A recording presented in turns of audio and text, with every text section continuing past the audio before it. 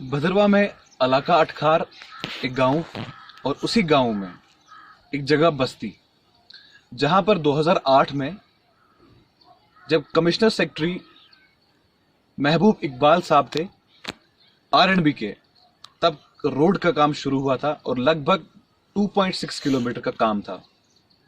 1200 घर इस बस्ती में पड़ते हैं, लेकिन अभी तक मेरे पीछे अगर आप देखोगे सीधे, ये रास्ते की वो हालत है कि यहां पर ब्लैक टॉप 2008 से लेकर और अभी तक नहीं पड़ा है।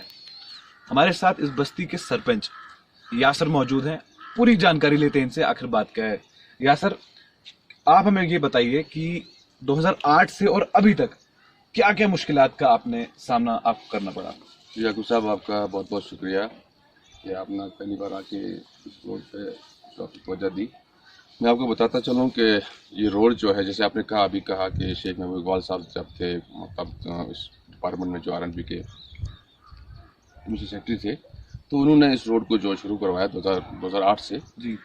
तो यहाँ पे जो इस इलाका पंचायत नालठी है, ये तो गाँव जो बस्ती एंड खोरला है, तो यहाँ पर जो कुल आबादी है, मुझे लगता है कि 1000-1200 के आसपास जो आबादी है जी। लेकिन ये 2008 में जब ये रोड शुरू हुई तो हमारी बदकिस्मती है, मैं तो कहूँगा बदकिस्मती हमारी कि 2008 से शुरू हुई, 12 साल हुए।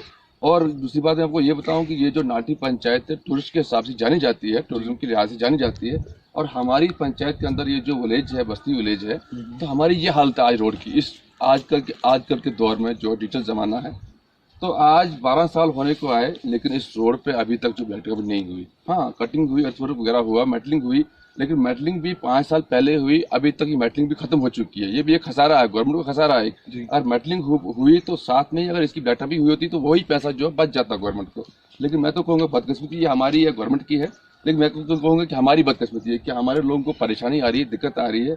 जहाँ तक उनको सत्तंगल से गाड़ी लेनी पड़ती है तो एक वैन वाला या सोमो वाला जो 25-25 रुपये 30 रुपये किराया देना पड़ता है, क्योंकि वो इसलिए क्योंकि आज जो है पेट्रोल महंगा है, डीजल महंगा है, और रोड की हालत खराब है। और रोड की हालत हमारी ठीक होती, ब्लैक टॉप ठीक होती, तो वही 10 रुपये जो गरीब लोगों को जो है वहाँ पे देना पड़ता है। लेकिन मुझे अफसोस है ये चीज़ कि हमने बहुत बड़ा अप्रोच किया, डीसी साहब से किया, एडीसी भद्रवा से किया, उन्होंने काफ़ी कोशिश की, लेकिन अब चलो उम्मीद पे जो दुनिया कायम है। 1 किलोमीटर टेंडरिंग जो हो चुकी है तो वो तो इसमें नवंबर में हुई, लेकिन अब मुझे तो ये लगता है कि शायद अप्रैल में 1 किलोमीटर यासर साहब, आपसे जानना चाहेंगे, तकरीबन 1200 घर है यहाँ पर। 1200 नहीं, 1200 आबादी है। 1200 आबादी है। यस। कम से कम जब कोई मुश्किलात होती है, कोई बीमार हो जाता है या कोई प्रेग्नेंट लेडी होती है, तो इसी रास्ते से आपको जाना पड़ता है। तो क्या यहाँ उन लोगों को उस वक्त एम्बुलेंस प्रोवाइड की जाती है या कोई मेटाडोर या सोमो आती है? क्या कभी ऐसा हुआ है? नहीं, हमारा यहाँ पर जो सोमो ही जाते हैं, सोमो वगैरह ही जाते हैं, वैन वगैरह या जो है ये यहाँ पे यूज़ होती है। बाकी तो एम्बुलेंस कभी कभी अगर फोन किया तो अगर वो बस फ्री होगी तो आती है, नहीं तो वरना हमारा सोमो वैन वगैरह जो जाती है, बिल्कुल हाँ, तो वही आती है। तो एम्बुलेंस का उतना नहीं है, आती तो है, ऐसी बात नहीं कि आती नहीं। हाँ, अगर उनके पास फ्री होगी तब आती है, ऐसे वरना सोमो नहीं आती। सोमो वगैरह भी जाता है। रास्ते को देखकर शायद कोई गाड़ी रास्ता यहाँ बिल्कुल, जो भी अफसर आता है या टोटको आता है तो रास्ते देख के, या कोई मेहमान हमारा आएगा या कोई तो गाड़ी नाटी ब्रिज के पास ही लगाता है, तो कहते नहीं ये रोड खराब है तो कहाँ जाए। दूसरी बात आपको बताते चलूं कि हमारा जो ये रोड है 2.6 किलोमीटर जो टोटल है जी, 2 किलोमीटर मेटलिंग हो चुकी है, लेकिन आधा किलोमीटर भी हुई, लेकिन बीच में जो पैच एक पड़ा है वो 250 मीटर का है जी, वो अभी ऐसे है बगैर कटिंग के, नहीं हुआ अभी तक। कारण क्या है उसका? वो है मुआवजा उसका वो बना टोटल 2.4 करोड़ बना है टोटल।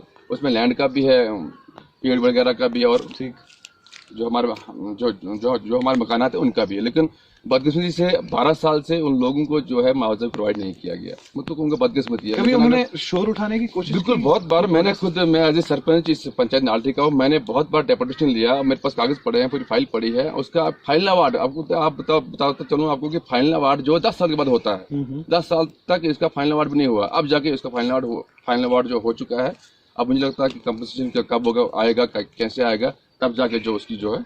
आपसे जानना चाहूंगा यासर साहब, बड़े बड़े ठेकेदार हैं, ठेका लेते हैं, उसके बाद मेटलिंग शुरू हो जाती है, ब्लैक टॉप शुरू हो जाती है, यहाँ कोई ऐसा ठेकेदार नहीं जो ये काम करने पर राजी हो जाए? मुझे नहीं लगता, यहाँ पे मेरे इलाके में तो ऐसा कोई ठेकेदार नहीं है। यहाँ पे भद्रवा में बहुत सारे हैं जो अच्छा, पहाड़ी इलाका है हमारा भद्रवा, और बर्फबारी तो यहाँ पर ठीक ठाक होती है। बर्फ में अगर आपको कभी कोई इमरजेंसी में किसी व्यक्ति को कोई बीमार है, उसको हॉस्पिटल ले, तो क्या करते हैं? बर्फ में अब ये है कि जो ही बर्फ स्टार्ट होती है तो बर्फ जब गिरनी स्टार्ट होती है उस वक्त हमें अगर कोई डिलीवरी केस होगा या कोई बीमार तो उठा के ले जाना पड़ता है। हाँ, जब बर्फ यहाँ पर रुक जाती है, मैं आपको बताता चलूँ कि मेरा फ़ोन जाता है RNB में, तो वो बेचारे सुबह वहाँ से मशीन भेजते हैं। ऐसी बात नहीं कि मशीन आती है, सफाई होती है बर्फ़ की, फिर जाके जो है उसके बाद बीमार होगा तो गाड़ी में जाता है। हाँ, तो उस टाइम मान लीजिए कि एक इमरजेंसी केस है, मशीनों का वेट नहीं कर सकते हैं हम, अब बर्फ में अब क्या खुद ही लोग यहाँ से पैदल मार्च करेंगे हॉस्पिटल के लिए? बिल्कुल पैदल करेंगे उसको उठा के। अगर कोई ऐसा केस होगा तो चारपाई पे उठा के, या तो पालकी होती है, आपको पता है पालकी होती है, उसमें डाल के या उसमें। अच्छा यासिर साहब, क्या कहेंगे हमारी सरकार 2000, अब तो 370 खत्म हो गया, कहा गया था कि घर घर आबादी मिलेगी, बड़े बड़े वादे जो हैं किए तो गए हैं, वो मिले, वो वादों का उनका सिला मिला या नहीं? लेकिन एक चीज मैं आपको बताता चलूं, जो हमारे दर्शक हमें देख रहे हैं, सड़क का मतलब यह है कि उन शहरों से गुजरते हुए उन इलाकों तक, उन गांवों तक, उन कस्बों तक पहुंचती है जहां पर आबादी होती है, और ताकि लोगों की परेशानियों को जल्दी से जल्दी खत्म किया जाए। तो आखिरी सवाल आपसे ये रहेगा यासिर साहब, क्या कहेंगे हमारी सरकार को? अब 8 साल 12 साल हो गए लगभग, आपकी सड़क अभी तक तैयार नहीं है। आकिब भाई, मैं आपको बताता चलूं कि आप भी भद्रवा से बिलोंग करते हैं। आपने खुद देखा होगा कि हमारा MLA साहब जो है दिलीप सिंह जी, अच्छे आदमी, ऐसी बात नहीं है, लेकिन अच्छे से काम नहीं चलेगा जब तक लोग रोड पे काम करेंगे। आपने देखा कि भद्रवा के अंदर, आप डिस्ट्रिक्ट को छोड़ो, डिस्ट्रिक्ट में हम अपने भद्रवा की बात करेंगे। बिल्कुल। आपने ग्राउंड पे कोई ऐसा काम देखा कि इस सरकार ने किया, बीजेपी की ओर से हुआ? मुझे तो नहीं लगता। अगर यहाँ से MLA हमारे थे दिलीप सिंह परियार जी, अगर वो चाहते तो इस रोड पे ब्लड टॉपिंग उनकी टाइम पे हो होता, क्योंकि 2.5 साल 3 साल वो सरकार में रहे। सरकार अभी भी उन्हीं की सरकार है सेंटर में, उन्हीं जो है अफसरों के ऊपर हाथ रहता है, ऐसी बात नहीं है। अभी भी चाहेंगे वो, तो यहाँ से उन्होंने वोट लिया है, अगर वो चाहते तो 10 बार इस रोड पे आए, अगर वो चाहते तो इसका ब्लैक टॉप जो कब का हुआ था, लेकिन नहीं, करना ही नहीं है। सिर्फ दावे हैं, वादा तो एक भी नहीं हुआ, कुछ नहीं है। बहुत बहुत शुक्रिया। कहते हैं कि इलेक्शन से पहले जब कोई कैंडिडेट खड़ा उठता है असेंबली इलेक्शन में, अब असेंबली इलेक्शन भी छोड़िए, DDC इलेक्शन की अगर हम बात करें, तो आप तमाम लोगों को पता है कि जब DDC कैंडिडेट सामने आया, उसने किस किस तरीके से वादे किए। उनका काम यह था कि अपने इलाके की, चाहे बिजली की प्रॉब्लम हो, पानी की प्रॉब्लम हो, रास्ते की प्रॉब्लम हो, आपके इलाके के अंदर PHC नहीं है, आपके इलाके के अंदर डिस्पेंसरी नहीं है, आपके हॉस्पिटल में मशीनरी नहीं है, एक्सरे के अलावा आपको अल्ट्रासाउंड करने के लिए डोडा जाना पड़ता है, आपको MRI करने के लिए जम्मू जाना पड़ता है, आपको 6-6 महीने का टाइम लगता है, लेकिन उसके बाद नारे लगते हैं, प्रोटेस्ट होते हैं। आखिरकार क्या तमाम जिंदगी जम्मू कश्मीर के लोगों की प्रोटेस्ट में ही गुजर जाएगी?